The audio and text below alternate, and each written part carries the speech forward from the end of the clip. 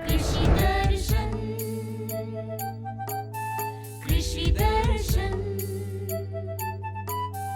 खेत खलिहानों की जहाँ होती बात, उपज और समझ बढ़ाने के करते सब बात। समाचार मिले उपचार मिले, कृषि से विज्ञान जुड़े तो तकनीकों का ज्ञान मिले। खेतों की तस्वीरों में हरियाली का रंग भरे, किसानों की तकदीरों में खुशहाली का संग रहे। कृषि दर्शन कृषि दर्शन कृषि दर्शन कृषि दर्शन कृषि दर्शन कृषि दर्शन कृषि दर्शन कृषि दर्शन। खेतों की रखवाली करता कहलाता वो अन्न का दाता। धूप छांव हो या हो बारिश, उसको कोई रोक ना पाता। नमस्कार, कार्यक्रम कृषि दर्शन में सभी किसान भाई बहनों का स्वागत है। किसान भाइयों, हाजिर हो गए हैं, आपके रूबरू हैं आपको जानकारी देने के लिए। आज हम बात करेंगे दलहन की खेती के बारे में, लेकिन उससे पहले देख लेते हैं कृषि समाचार। नमस्कार, कृषि समाचार में आपका स्वागत है। मैं हूं जया। आइए देखते हैं आज कृषि समाचार में क्या है खास। गढ़वा में दूध उत्पादन को बढ़ावा देने के लिए अनुदान पर दी जा रही है कई सुविधाएं। पूर्वी और पूर्वोत्तर भारत में दलहन की खेती को बढ़ावा देने के लिए बीएयू में कृषि वैज्ञानिकों की बैठक। लत्तेदार बोदी के बेहतर उत्पादन के लिए लगाएं उन्नत प्रभेद बिरसा श्वेता। अब समाचार विस्तार से।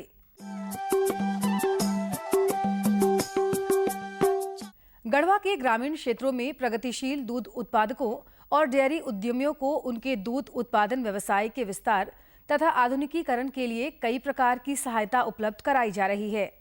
इस योजना के तहत नए पशु शेड का निर्माण, मिल्किंग मशीन, पनीर एवं khoa making unit, cream separator, जैविक खाद unit, deep boring, biogas, silage निर्माण के लिए biomass bunker, milk and milk product parlour, cow mat, fodder गोदाम, ट्रैक्टर एवं फाडर हार्वेस्ट सह कटर एवं ब्लॉक मेकिंग यूनिट स्थापना पर 25 से 50% अनुदान दिया जाएगा।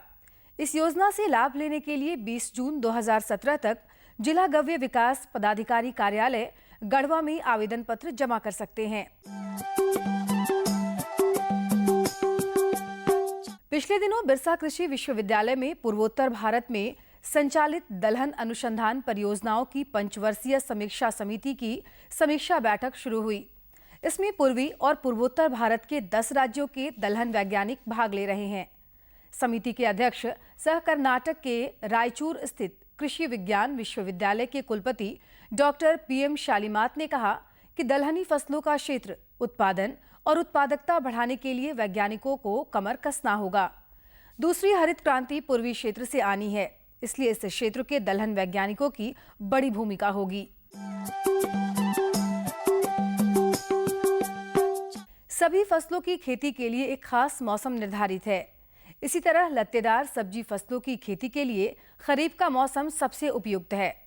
लत्तेदार सब्जी फसलों की खेती से अच्छी उपज लेने के लिए किसान बारिश शुरू होते ही जून महीने में बुआई का काम पूरा कर लें। लत्तेदार सब्जी फसलों की खेती में नमी और हल्की गर्मी दोनों की जरूरत होती है। बरसात में ये दोनों स्थिति रहती है। इस लिहाज से खरीफ का मौसम लत्तेदार फसलों के लिए सबसे उपयुक्त है। लत्तेदार फसल को इस मौसम का पूरा लाभ मिले, इसके लिए सबसे जरूरी है सही समय पर बुआई करना, और ये समय है जून का महीना, यानी मानसून की बारिश शुरू होते ही लत्तेदार फसलों की बुआई जरूर कर दें। लगाने का सबसे उचित समय लत्तेदार खेती का मई से लेकर के जून महीना है। तो जैसे भी किसान भाइयों के खेत में अगर पानी के साधन है तो मई में लगा दें, और नहीं तो जैसे ही बारिश शुरू होती है वो तुरंत लगाएं, खेत को तैयार करके रखें और तुरंत जून के महीने में लगाएं तो उनको ज़्यादा उत्पादन प्राप्त हो। खरीफ के मौसम में लत्तेदार बोदी की खेती के लिए जून से जुलाई तक बुआई कर सकते हैं।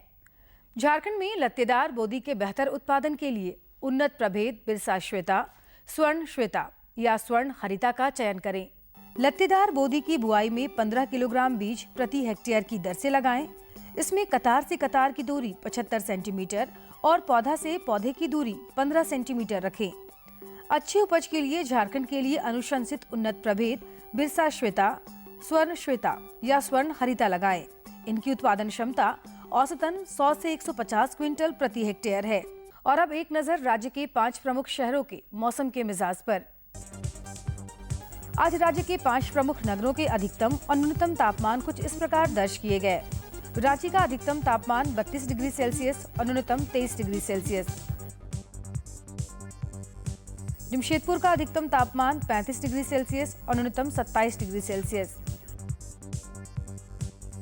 मेदिनीनगर का अधिकतम तापमान 36 डिग्री सेल्सियस और न्यूनतम 27 डिग्री सेल्सियस। देवघर का अधिकतम तापमान 34 डिग्री सेल्सियस और न्यूनतम 26 डिग्री सेल्सियस। वहीं धनबाद का अधिकतम तापमान 34 डिग्री सेल्सियस और न्यूनतम 26 डिग्री सेल्सियस रहा।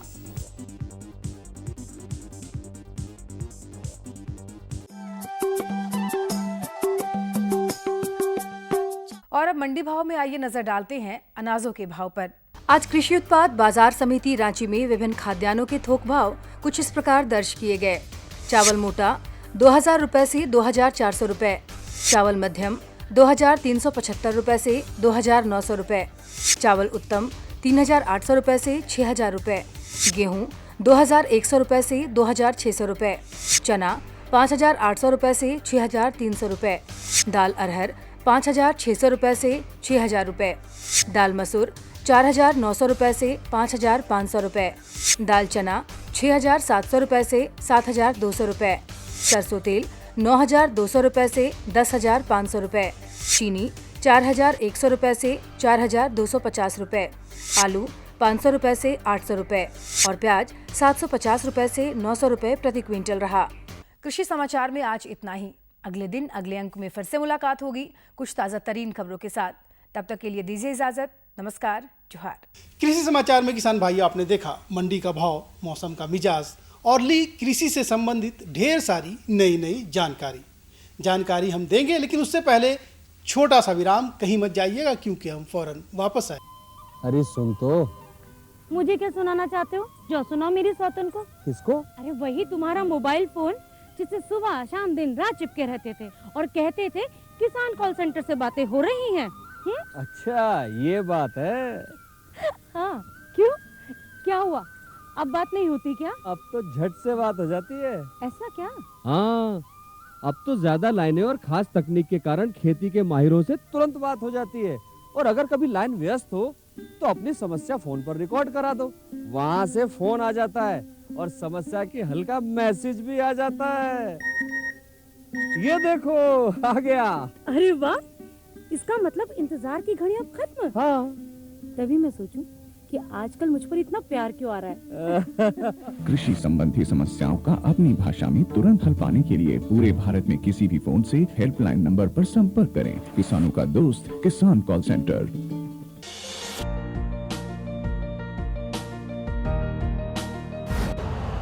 यूरिया का स्वदेशी उत्पादन 70 लाख टन बढ़ाने के लिए 6 उर्वरक संयंत्रों का उद्धार किया जा रहा है।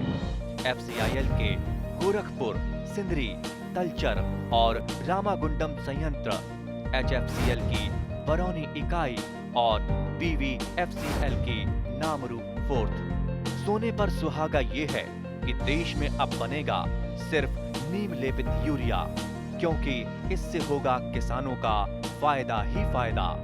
अनाज का उत्पादन 10% तक बढ़ेगा। बढ़ेगी 10 से 15% नाइट्रोजन क्षमता।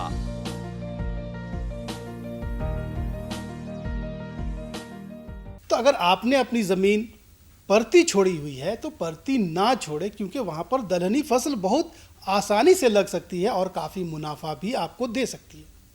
यकीन नहीं हो रहा ना? तो चलिए हम आपको सीधा अपने विशेषज्ञ के पास लिए चलते हैं और उन्हीं से जानते हैं कि इस तरह की भूमि में दलहनी फसल की खेती कैसे की जाती है। तो नेक काम में देरी नहीं करते हैं, आप सभी को सीधा लिए चलते हैं स्टूडियो। किसान भाइयों नमस्कार। कृषि दर्शन कार्यक्रम में आप सभी का बहुत बहुत स्वागत है। किसान भाइयों, आज हम खरीफ मौसम में ऊपरी भूमि में जो आप दलहनी फसल लगाते हैं इसके बारे में बातचीत करेंगे। और आज हमारे साथ स्टूडियो में मौजूद हैं डॉक्टर नीरज कुमार, जो कि पौधा प्रजनन एवं अनुवांशिकी विभाग, बिरसा कृषि विश्वविद्यालय में बतौर दलहन वैज्ञानिक कार्यरत हैं। सर, इस कार्यक्रम में आपका बहुत बहुत स्वागत है। जी धन्यवाद। नमस्कार सर। जब दलहन फसलों की हम बात करते हैं तो क्या उचित समय होगा दलहन फसलों के लिए जो खेत की तैयारी करेंगे, इसके लिए उचित समय क्या अभी शुरू हो गया है?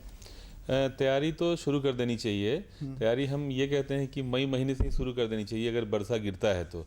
लेकिन जून महीने में हमारे किसान भाइयों को चाहिए कि अभी मिट्टी को अच्छी तरह से जुताई करें और मिट्टी को पलट करके छोड़ दें और खेत को कैसे ठीक करें, क्योंकि ऊपरी ज़मीन में हम इसको लगाते हैं और खेत को दुरुस्त करना, खेत की उर्वरा शक्ति को बढ़ाना और इससे जो जुड़ी हुई चीज़ें हैं उसको मुहैया करना, उसको आप अपने पास रखना, उसका जुगाड़ करना, ये बहुत ज़रूरी है उनको इस समय। बिल्कुल। दलहनी फसलों में जब हम बात कर रहे हैं तो एक महत्वपूर्ण बात आती है कि ऊपरी ज़मीन में दलहनी फसलों की खेती, आखिर ऊपरी ज़मीन ही क्यों? ये हमारे किसान भाई जानते भी हैं कि दलहनी फसल में समस्या होती है पानी रुकने की समस्या। जैसे ही पानी का ठहराव होगा खेत में तो दलहनी फसल गलने लगती है, पौधे पीले पड़ने लगते हैं। और अगर आप गलती से भी मध्यम ज़मीन आपने चुना हुआ है या निचली ज़मीन में अगर दलहनी फसल आपने लगाया हुआ है तो आपको समस्या हो सकती है। इसीलिए हमेशा ऊपरी ज़मीन, जिसको हम टाड़ बोलते हैं, टाड़ में ही दलहनी फसल की खेती करनी चाहिए। बिल्कुल। जो टाड़ ज़मीन है, जो ऊपरी ज़मीन है, जब हम खेत की तैयारी करेंगे तो किन किन मूलभूत बातों का ध्यान रखेंगे खेत की तैयारी के वक्त? इसमें हमारे किसान भाइयों को ये ध्यान देना होगा कि उसकी जुताई अच्छी होनी चाहिए, उसमें सड़ी गोबर की खाद उसमें अब डालना चाहिए। जैसा हमने कहा कि वो उर्वरा शक्ति सबसे ख़राब होती है हमारे प्रदेश में, जितने तरह की मिट्टियाँ हैं, मेरा मतलब है जो ऊपरी ज़मीन या मध्यम ज़मीन या नीचे की ज़मीन है, तो नीचे की ज़मीन सबसे अच्छी है जहाँ पे उर्वरा शक्ति सबसे ज़्यादा है। ऊपर की ज़मीन सबसे कमज़ोर है, उसमें सबसे ज़्यादा ध्यान देने की ज़रूरत है। आप सड़ी गोबर की खाद का इस्तेमाल करें, आप चूने का इस्तेमाल करें और जुताई अच्छी होनी चाहिए। अगर आप समर की जो जुताई करते हैं ना तो उसमें तेज़ धूप होता है तो मिट्टी को आप पलट के छोड़ते हैं तो खरपतवार की समस्या जो बरसात में हमें झेलना पड़ता है, बहुत ज़्यादा समस्या आती है, वो समस्या कम हो जाएगी। और कई बारी जो बीमारी या कीड़े मकोड़े के जो स्रोत हैं वो नष्ट हो जाते हैं। तो बहुत सारे फ़ायदे हो जाते हैं अगर आप तैयारी में इसको शामिल करें। बिल्कुल। आपने कहा कि उर्वरकों का बहुत महत्व होता है, खासकर सड़ी हुई गोबर की खाद की जब हम बात करते हैं। जी। एक महत्वपूर्ण बात है, बहुत सारे किसान भाई हैं जो उर्वरकों का संतुलित इस्तेमाल नहीं कर पाते हैं या उनको जानकारी नहीं होती है। तो जो किसान दलहनी फसल लगा रहे हैं वो उर्वरकों का प्रयोग कब, कितना और कैसे करें? जब हम रासायनिक उर्वरकों की बात कर रहे हैं, मैं कहूँगा कि अगर रासायनिक उर्वरकों की बात से पहले अगर उर्वरक की बात कर रहे हैं तो जो सड़ी गोबर की बात हम लोगों ने करी है तो सच में सड़ी गोबर मेरे मुंह से निकल रहा है। वो गोबर कच्ची नहीं होनी चाहिए, नहीं तो दीमक वगैरह की समस्या आएगी तो फिर उससे आपको परेशानी बढ़ जाएगी। अब मैं वापस आपके सवाल का उत्तर देता हूँ। रासायनिक खाद में नाइट्रोजन भी हमारे पौधों को चाहिए, फास्फोरस भी चाहिए और पोटास भी चाहिए। हमारे किसान भाई इसका ध्यान नहीं रखते हैं। किसान भाइयों, हमें ध्यान रखना है, तीनों चीज़ें चाहिए। और अगर आप दलहनी फसल कर रहे हैं तो सल्फर की भी ज़रूरत पड़ती है, तो आपको नाइट्रोजन चाहिए जो आप डीएपी के माध्यम से दे देते हैं, फास्फोरस चाहिए जो डीएपी के माध्यम से मिल जाता है, लेकिन आपका पोटास नहीं मिल पाता है, साथ में सल्फर नहीं मिल पाता है। ये बहुत ज़रूरी है। तो अलग से आप जिंक सल्फेट दीजिए, है ना, या फिर आप एसएसपी का इस्तेमाल करिए जिससे उसको डीएपी के बदले एसएसपी का इंतजाम करें आप, तो उससे उनको वो मिल जाएगा। तब आपको अलग से यूरिया देना पड़ेगा और फिर इधर से एसएसपी देना पड़ेगा जिसमें आपको सल्फर भी मिल जाएगा। पोटास जो नहीं देते हमारे किसान भाई, वो बड़ा ही ज़रूरी है सफल खेती के लिए। तो ये ध्यान अगर आप देते हैं, क्योंकि आपको टाड़ ज़मीन में जो चीज़ें हमें बताई गई हैं अच्छे फसल के उपज के लिए, फसल में अच्छी उपज आवे, उसमें सबका योगदान होता है। आप किसी चीज़ को आप छोड़ेंगे तो वो थोड़ी सी समस्या आएगी। बिल्कुल। ये तो रासायनिक उर्वरकों की बात हम कर रहे हैं। हम देखते हैं कि रासायनिक उर्वरकों के लगातार प्रयोग जो हम कर रहे हैं, इससे भूमि की उर्वरा शक्ति कम हो रही है। हाँ जी, हाँ जी। और कई तरह के शारीरिक और पर्यावरण संबंधी समस्याएं भी हो रहे हैं। जो किसान दलहनी फसल की खेती कर रहे हैं उनके लिए कुछ और ख़ास तरह का उर्वरक जो जैविक रूप से इस्तेमाल कर सकते हैं? ज़रूरत नहीं है, क्योंकि आप देखो क्रॉपिंग इंटेंसिटी हमारे यहाँ 114% है, यानी कि हम सिर्फ एक फसल से थोड़ा ज़्यादा मतलब सवा फसल भी साल भर में नहीं लेते हैं, जबकि दूसरा प्रदेश 3-3 फसल लेता है। 300% क्रॉपिंग इंटेंसिटी है, हमारे यहाँ सिर्फ 114 है। इसका मतलब है कि हम फसल लेते हैं एक फसल, उसके बाद हमारा खेत खाली रह जाता है। ये वो चाहे वो जाड़े में हो, जिसको हम लोग रबी बोलते हैं, और समर में जो जैद बोलते हैं। तो हमारा चूँकि पानी की असुविधा है, पानी है नहीं हमारे पास, तो हमारे किसान भाई कैसे खेती करें, दूसरी अन्य समस्या है। तो हमारे किसान भाई को ये ज़रूर ध्यान देना चाहिए कि आपका जैसे ही खेत खाली होता है तो फिर मिट्टी में जो ज़्यादा जो उर्वरक डालने की जो समस्या आती है, मिट्टी की जो ऊर्जा शक्ति है, चाहे जो उसकी क्वालिटी है, वो जो ख़राब हो जाती है वो अपने आप ठीक हो जाती है। जैसे ही आप परती छोड़ते हैं खेत को, आप देखते होइएगा कि अगर 1-2 साल आप कहीं खेती नहीं किए हो, खेत में परती छोड़ दिए हो, तो वो आप देखोगे कि दूसरे तीसरे साल के बाद जब आप फसल कोई लेते हो तो बहुत बढ़िया होता है। तो अरहर में अगर आपका खेत ऐसे भी हम लोग ये सलाह देते हैं कि अरहर में ऐसे भी 2 साल के बाद आप खेत को बदल दें। उकठा रोग की समस्या बहुत ज़्यादा आती है ना, तो आपको ऐसे भी आपको 2 साल के बाद आप कोशिश करें कि 1-2 साल दूसरे खेत में दलहनी फसल लगाएं, फिर 2 साल के बाद फिर वापस उस खेत में। इससे क्या है ना कि जो कीड़े मकोड़े हैं ना, वो भी उस फसल के जो कीड़े मकोड़े हैं वो भाग जाते हैं, वो दूसरे खेतों में चले जाते हैं। इससे आपको बहुत फ़ायदा मिलता है। बिल्कुल। अब हम बात करते हैं जो प्रमुख किस्में हैं इस वक्त, कौन कौन से जो दलहनी फसल हैं किसान भाई लगाएंगे, और उनकी किस्में कौन कौन सी हैं जो लगाना चाहिए जिससे उनको बेहतर मुनाफा मिल सके, उत्पादन हो सके। किसान भाइयों, अभी हम अरहर लगाते हैं, अभी हम उड़द लगाते हैं, अभी हम मूंग लगाते हैं, और अगर कुल्थी आप लगाते हैं जो 1-आधा महीने बाद भी हम लगा सकते हैं, वो हम तब लगाते हैं जब हमको बहुत पसंद है वो दाल, या फिर हम तब लगाते हैं जब वर्षा नहीं हुई, खेत तैयार नहीं हो पाया, किसी वजह से देरी हो गई, तो वो मजबूरी में भी खेती की जाती है उसको। और इस पे ख़ास तैयारी हमारे सरकार की भी होती है कि वो सीड भी हम मुहैया करके रखें, ताकि अगर कभी भी दिक्कत हो, धान वगैरह नहीं लग पाया टाण में, या फिर दलहनी फसल नहीं लग पाया, तो हम उसको देर से, मतलब वो देर से लगाने वाली ही फसल है कुल्थी। किस्मों की बात आपने करी है, तो किस्मों में अरहर में आपको 3 तरह की किस्में हैं, जल्दी तैयार होने वाली है। उसमें उपास 120 बहुत अच्छी किस्म है, पूसा 991 जो है वो बहुत अच्छी है, या आप उसको मध्यम ज़मीन की तरफ चलें तो आपको बिरसा अरहर 1 बहुत अच्छी किस्म है, आशा बहुत अच्छी किस्म है, हमारे किसान भाई इसको लगा सकते हैं। अगर देर वाली किस्म चाहिए हमारे किसान भाई को, दूसरी खेती नहीं करनी है, जाड़े की खेती नहीं करनी है, उसको मार्च अप्रैल तक लेना है, ज़्यादा उपज लेना है, क्योंकि लंबी अवधि की जो किस्म है वो ज़्यादा उपज देगी। तो लेकिन अभी इन दिनों जो वातावरण में परिवर्तन हो रहा है, उसमें फिर कई बारी फूल आने के समय, फली आने के समय नमी की कमी हो जा रही है। तो लंबी अवधि की फसल ना लेकर के हम अगर मध्यम अवधि की लेते हैं जिसमें उपज भी अच्छी मिले, वो हम सलाह देंगे। तो लंबी अवधि में आपको बहार है या फिर NDA 1 है, ये अच्छी किस्म है। अब दूसरी फसल उड़द की तरफ चलते हैं। उड़द में बिरसा उड़द 1 बहुत अच्छी किस्म है, पंत उड़द 31 ये दूसरी बहुत अच्छी किस्म है। इसके अलावे भी हम दूसरी किस्म लगा सकते हैं।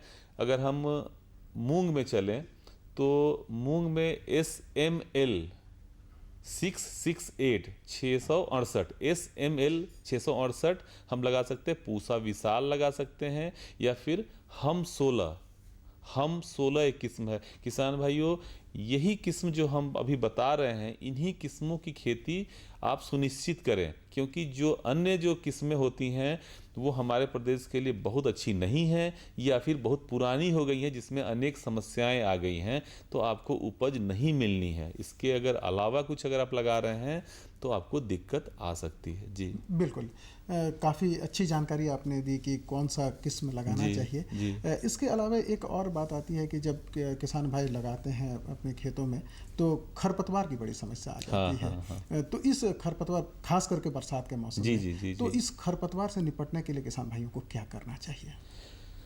ये वाकई बहुत बड़ी समस्या है, और बरसात में बहुत दिक्कत होती है, खास करके दलहन में हमारे किसान भाई बहुत ज़्यादा परेशानी होती है। उनकी जो फसल की जो बढ़वार है उसको वो दबा देता है वो, और बहुत ज़्यादा बारिश होगी तो और भी दिक्कत ज़्यादा हो जाती है। मैं सलाह ये दूंगा कि इसमें आपको खेत की अच्छी जुताई कारगर साबित होगी। दूसरे, जब आप बुआई करते हैं उसके पहले दूसरे दिन या बुआई वाले दिन आप पेंडिमेथिलीन एक दवा है जो खरपतवार को नाश करता है, उसको नष्ट करता है, आप उसका इस्तेमाल करें। करीब 4 से 5 मिलीलीटर दवा आप प्रति लीटर पानी में अगर इस्तेमाल आप करेंगे तो बहुत फ़ायदा होगा आपको।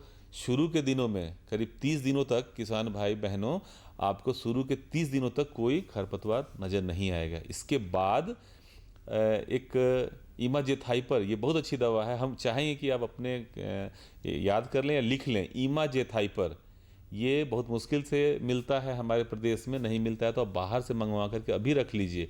आप जब बुआई करेंगे जून में आखिरी में, अगर 30 जून को आप बुआई करते हैं तो इसकी ज़रूरत आपको जुलाई के 20 तारीख के आसपास में पड़ेगी। इमाजेथाइपर में आपको ये करीब 1.25 लीटर प्रति हेक्टेयर, यानी कि 600 लीटर पानी प्रति हेक्टेयर लगता है ना, तो आपको करीब 1 से 1.25 ml प्रति लीटर पानी में इसको मिलाना है और बुआई के 20 से 25 दिन बाद इसको इस्तेमाल करना है। इसके बाद आपको निकाई गुड़ाई आप नहीं भी करते हैं पूरे दलहनी फसल में, खास करके अरहर में, तब भी आपको कुछ नहीं करना है किसान भाई बहनों।